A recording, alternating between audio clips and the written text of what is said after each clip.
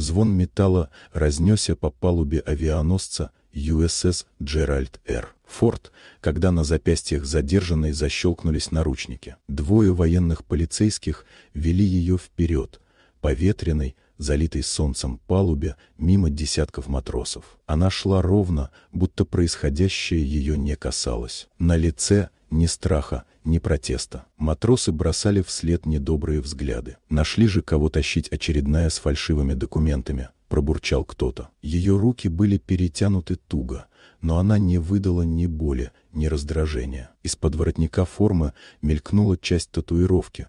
Тонкие черные линии, будто нанесенные лезвием. Никто пока не понимал, что именно скрывает этот рисунок. У кабинета офицера ее поставили на колени перед столом лейтенанта Марка Ричардсона. Он даже не поднял голову сразу, листал бумаги, раздраженно постукивая ручкой. «Имя?» — спросил он наконец, но она молчала. «Ладно».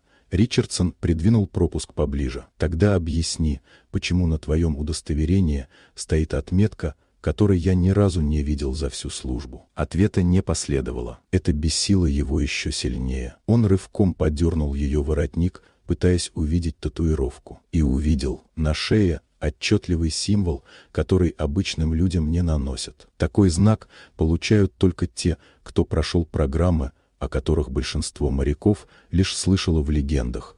Элитные спасательные группы, работающие в самых опасных операциях. Лейтенант побледнел, и в этот момент за дверью раздались шаги, тяжелые, уверенные. Коридор мгновенно замолчал. «Адмирал на палубе!» — выкрикнул матрос у входа. В помещение вошел адмирал Томас Рейнольдс, человек, чье имя на флоте произносили с уважением и опаской. Он подошел прямо к задержанной, откинул ворот ее куртки, внимательно взглянул на татуировку, и его выражение изменилось мгновенно. Не задержанная, не нарушительница, сотрудник высшего уровня. Он выпрямился и произнес: «Снять с нее наручники. Немедленно». Полицейские бросились выполнять приказ. Наручники со звоном упали ей в ладони. Она медленно поднялась, и вся палуба будто сделала шаг назад.